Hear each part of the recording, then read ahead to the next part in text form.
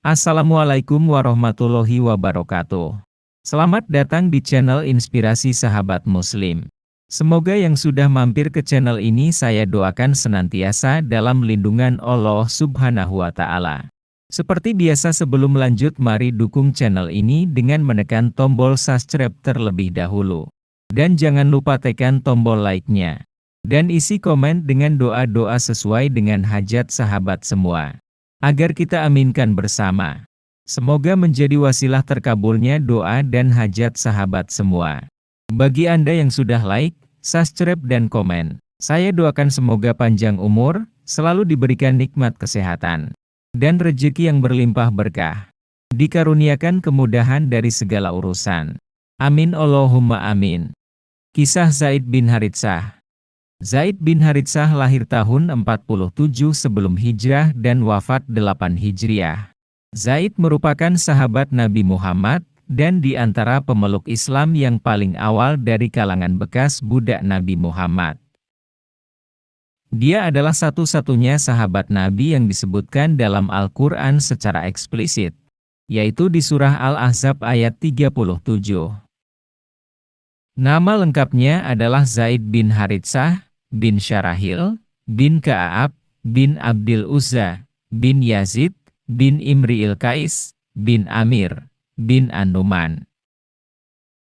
Zaid bin Haritsah berasal dari kabilah Kalb yang menghuni sebelah utara Jazirah Arab. Dalam perjalanan masa kecilnya, ia pernah diculik dan ditawan oleh satu kabilah yang menyerang desa Bani Ma'in tempat ia tinggal. Lantaran pada saat itu merupakan masa perbudakan, para tawanan dijual sebagai budak di pasar Ukats. Zaid dijual seharga 400 dirham kepada Hakim bin Hizam bin Huwailid, dan diserahkan untuk bibinya Siti Hadijah bin Huwailid. Pada saat Siti Hadijah menikah dengan Nabi Muhammad, saat itu Muhammad belum menjadi Rasul. Zaid pun dihadiahkannya kepada Nabi. Dijelaskan dalam buku Kelengkapan Tarikh Rasulullah oleh Imam Ibnu Qayyim al-Jauziyah, pernah suatu ketika, ayah dan paman Zaid ingin menebusnya. Lalu mereka mencari Nabi Shallallahu Alaihi Wasallam. Mengetahui Nabi berada di masjid, mereka segera menemui Nabi di sana.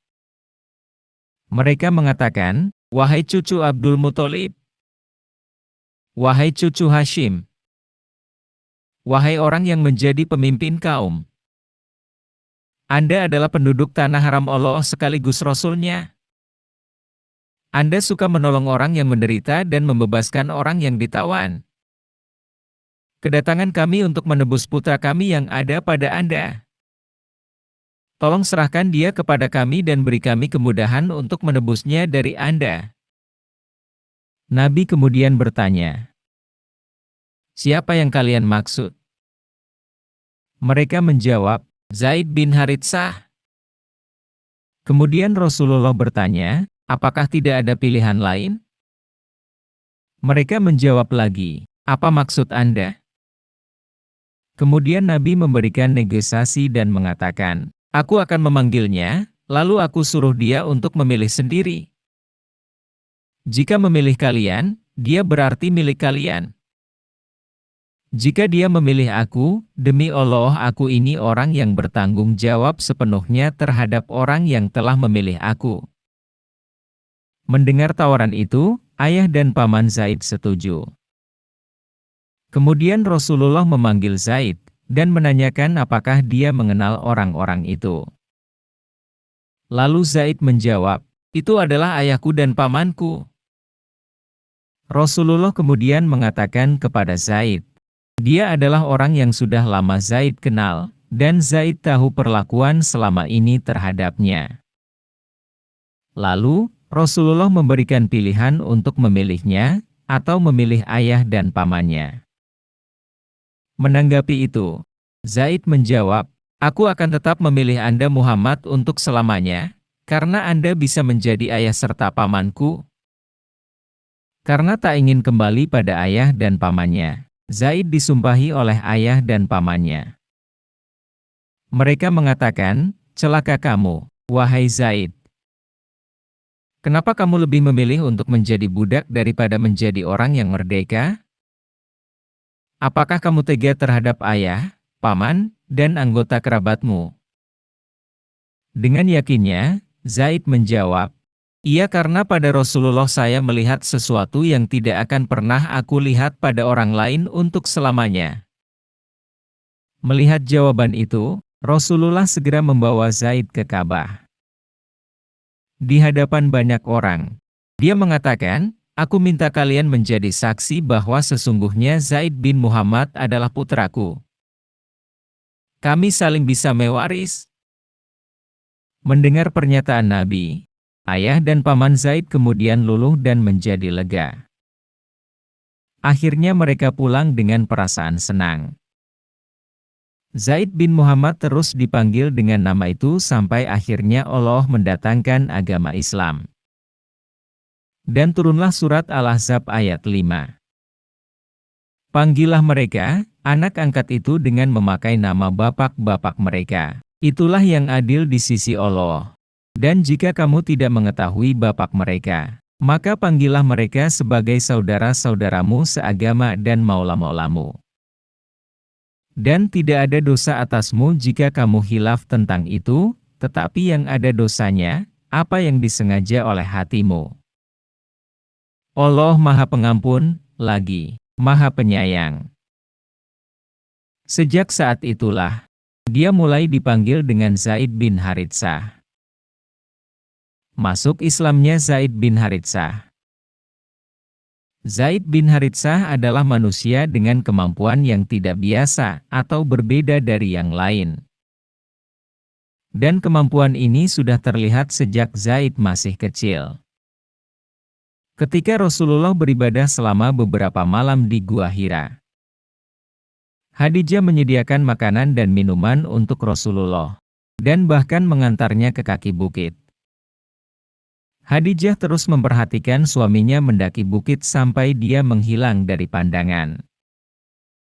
Zaid bin Haritsah yang melihat kejadian itu sangatlah terkesan, hingga akhirnya suatu hari yang cerah, panggilan wahyu pertama datang kepada Rasulullah, yaitu ketika Rasulullah menerima turunnya wahyu pertama, Quran Surat Al-Alaq ayat 1-5.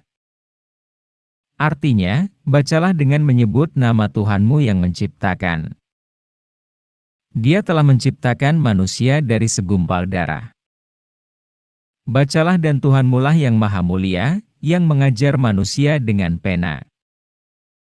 Dia mengajarkan manusia apa yang tidak diketahuinya. Segera setelah Rasulullah mengemban tugas kerasulannya, dengan turunnya wahyu pertama, Zaid bin Haritsah menjadi budak pertama, dan putra kedua setelah Ali bin Abi Thalib yang masuk Islam, dan langsung percaya kepada Rasulullah, bahwa beliau Nabi Muhammad adalah manusia pilihan. Maka Zaid termasuk salah satu as-sabiqunal awalun, orang-orang yang pertama kali masuk Islam. Ada suatu kejadian di mana Khadijah bertemu dengan Waraqah bin Naufal pada waktu tertentu, di mana pada saat itu Waraqah memberitahu Khadijah tentang rasul-rasul yang sebelumnya, dan terakhir yang akan diutus Allah kepada penduduk Mekah untuk seluruh umat manusia sampai hari kiamat. Zaid bin Haritsah mendengarkan dengan penuh perhatian apa yang dia dengar. Tidaklah mengherankan jika ia langsung masuk Islam setelah pertama kali dikhotbahkan oleh Rasulullah, tanpa penundaan dan tanpa penundaan lebih lanjut. Rasulullah sangat sayang kepada Zaid. Cinta Nabi adalah memang pas dan pantas, karena kejujurannya yang tiada tara, semangatnya yang agung, kelembutan dan kesucian hati, disertai dengan kelestarian lidah dan tangannya. Semua ini menjadi hiasan Zaid bin Haritsah atau Zaid tercinta. Begitulah julukan yang diberikan oleh para sahabat Rasulullah kepada Zaid. Pernikahan Zaid. Zaid bin Haritsah memiliki 3 anak dengan istri yang berbeda. Zaid menikah sebanyak 5 kali. Pertama, Zaid bin Haritsah menikah dengan Barokah binti Salabah, julukan Ummu Aiman, maula Rasulullah dan pengasuhnya, setelah kematian ibunya Aminah. Setelah mengetahui keutamaan Ummu Aiman, Zaid bin Haritsah segera menjalin hubungan dengan menikahinya. Dan dari pernikahannya itu, ia dikarunia seorang putra bernama Usamah bin Zaid, yang nantinya Usamah menjadi panglima hebat yang juga dekat dengan Rasul Allah. Kemudian Zaid menikah untuk kedua kalinya dengan Zainab binti Jahsy dan setelah perceraian mereka, dan menikah kembali dengan Ummu Kultsum binti Uqbah. Dia adalah wanita pertama yang berhijrah ke Madinah setelah Nabi keluar. Tak satu pun dari wanita Quraisy masuk Islam dan berhijrah meninggalkan orang tua mereka kecuali Ummu Kultsum, yang berhijrah sendirian dari Mekah ke Madinah dan berjalan berkali-kali. Selama perjalanan ini, dia ditemani oleh dua kakak laki-laki bernama Umaroh dan Walid untuk membawanya kembali. Tetapi Ummu Kultsum selalu bersikeras bahwa dia tidak ingin kembali. Dari pernikahan ini, Zaid bin Haritsah beruntung memiliki seorang putra dan putri bernama Zaid bin Zaid dan Ruqayyah binti Zaid. Kemudian menikah lagi dengan Zurroh bin Abu Lahab, juga dengan Hindun bin Awam. Di antara istri-istri Zaid yang sering diceritakan dalam Al-Quran, ia bersama Zainab binti Jahsy. Karena dalam kisah ini nama Zaid disebutkan dengan jelas dalam Al-Quran. Allah memerintahkan putri bibi Nabi untuk menikahi Zaid bin Haritsah.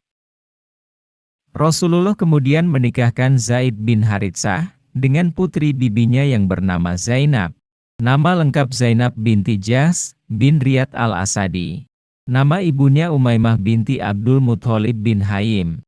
Pernikahan ini mengejutkan orang-orang Mekah, karena dianggap tidak mungkin mantan budak seperti Zaid menikah dengan wanita bangsawan seperti Zainab.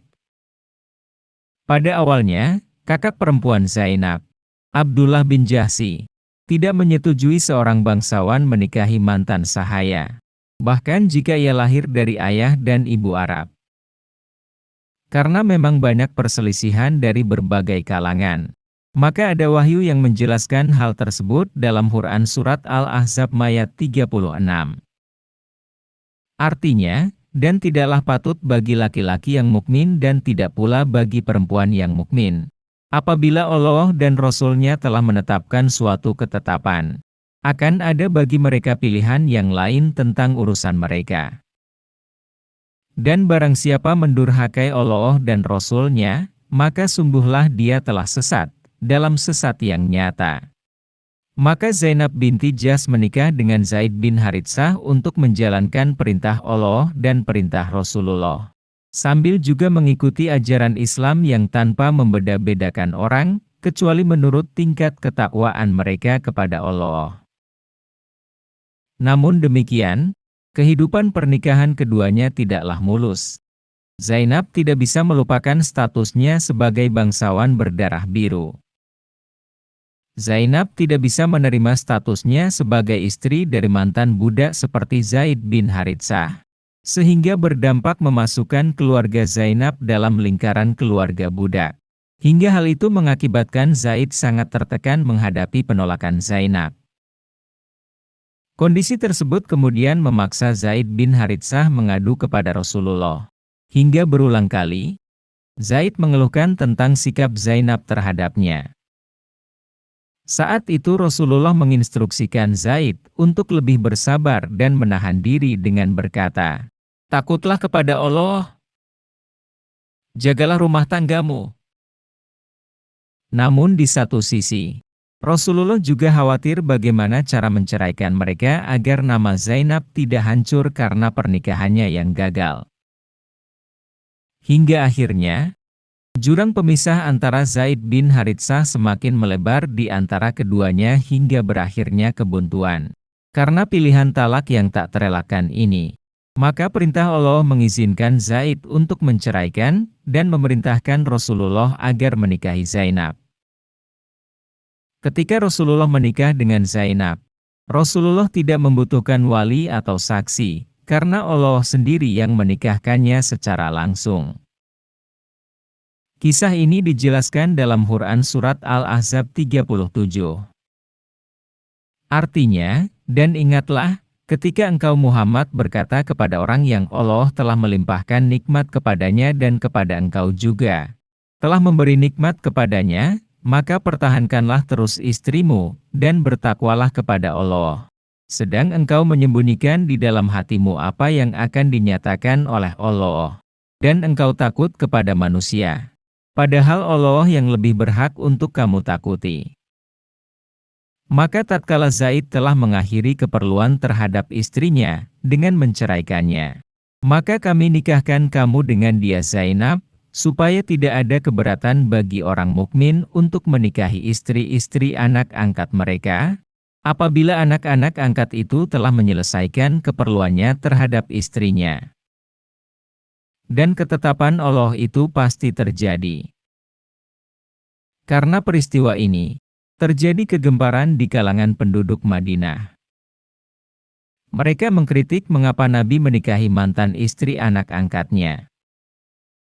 Tantangan dan kritik ini kemudian dijawab oleh Allah dengan wahyunya, yang membedakan antara anak angkat dan anak kandung, serta meniadakan adat yang sudah berlangsung lama seumur hidup. Sebagaimana firman Allah dalam Quran Surat Al-Ahzab ayat 40 yang artinya, Muhammad bukanlah ayah dari seorang laki-laki di antara kamu. Juga firman Allah yang lain, Al-Ahzab ayat 37 dan 67. Yang artinya, agar supaya tidak ada keengganan bagi orang-orang mukmin untuk menikahi mantan istri anak-anak angkat mereka. Begitu makna ayat tersebut menurut para ahli yang telah mempelajari hal tersebut. Nabi juga bersabda, dan Rasulullah jauh dari sifat munafik, dan tidak dapat mengungkapkan sesuatu yang bertentangan dengan apa yang ada. Artinya, Rasulullah tidak ada keraguan-raguan sedikit pun terhadap apa yang diperintahkan Allah kepadanya. Allah telah menetapkan demikian, sebagai sunnah Allah atas para nabi sebelumnya. Dan perintah Allah itu adalah ketetapan yang pasti akan datang. Quran Surat Al-Ahzab ayat 38. Nabi juga bersabda, yang dimaksud dengan takut secara umum bukanlah rasa takut, melainkan rasa malu. Maksudnya dia merasa malu ketika mereka berkata, dia menikahi istri anaknya. Dan ketakutan orang-orang yang muncul dari provokasi mereka yang munafik dan anti-Yahudi. Dan yang terakhir melarang menikahi mantan istri putranya. Inilah sebabnya mengapa Allah memberinya peringatan. Dan Allah menghapusnya dari keinginannya untuk mengabaikan provokasi mereka tentang apa yang dia lakukan secara sah. Kisah wafatnya Zaid. Bulan Jumadil Awal menjadi salah satu bulan yang tentu menyisakan kenangan bagi kaum muslimin pada masa lalu. Karena pada masa itu terjadi peperangan yang dalam literatur sejarah menyebutkan bahwa perang ini adalah perang pertama umat Islam melawan bangsa Barat, yang kala itu berpusat di Bizantium Romawi. Perang ini bernama Mut'ah, karena letak peperangan berada di pedesaan bernama Mut'ah. Adanya perang Mut'ah awalnya dipicu dengan terbunuhnya salah satu utusan Rasulullah yang sedang melaksanakan tugas, yaitu mengantarkan surat ajakan untuk masuk Islam. Namun dia dibunuh oleh suku Arab yang berkhianat dan menolak Islam. Menurut aturannya, seorang utusan tidak boleh dibunuh, karena ia hanya bertugas menyampaikan surat seruan saja. Kemudian Rasulullah mengirim prajurit terbaiknya untuk melakukan ekspedisi. Ekspedisi ini dipimpin oleh anak angkat Nabi yang bernama Zaid bin Haritsah. Dalam perang Mut'ah, jumlah prajurit antara kaum Muslim dan Romawi bisa kita bandingkan dengan 1:1000. Dengan jumlah pasukan Muslim hanya kisaran 3.000 melawan pasukan Romawi yang berjumlah 100.000. Namun, Zaid berhasil membakar semangat pasukan Muslim untuk tetap dengan keyakinan teguhnya memegang agama Islam agar semata-mata mencari ridho Allah Azza wa Jalla, dengan terus bergerak maju dan tidak gentar terhadap musuh. Dan perang pun terjadi. Pasukan terbagi menjadi dua, sayap kiri dan kanan. Sedangkan Zaid bin Haritsah membawa bendera. Rasulullah memimpin paling depan. Zaid yang perkasa terus melaju ke depan menebas para musuh yang menghadangnya. Yang terbayang di depannya adalah wangi surga yang ia impikan sebagai syahid di mata Allah Azza wa Jalla. Kemudian sebuah anak panah musuh akhirnya melesat dan tepat menembus dada Zaid. Ia berusaha untuk tetap bertahan dengan memegang bendera. Namun pada akhirnya Zaid jatuh dan wafat di medan perang. Kemudian yang lain mengambil posisi panglima, dan pada akhirnya kaum muslim memenangkan peperangan. Meskipun Zaid telah gugur dan belum sempat merasakan kemenangan, namun kemenangan yang paling agung adalah menjadi syahid di jalan Allah. Zaid bin Haritsah menjadi salah satu panglima hebat yang Rasulullah sayangi. Wallahu a'lam bishawab. Demikian sepenggal kisah Zaid bin Haritsah. Semoga bermanfaat. Jangan lupa dukung channel ini dengan like, subscribe, komen dan share. Serta klik tombol lonceng agar mendapatkan notifikasi video inspiratif sahabat muslim lainnya. Sampai ketemu di video kisah nyata dan inspirasi lainnya. Wassalamualaikum warahmatullahi wabarakatuh.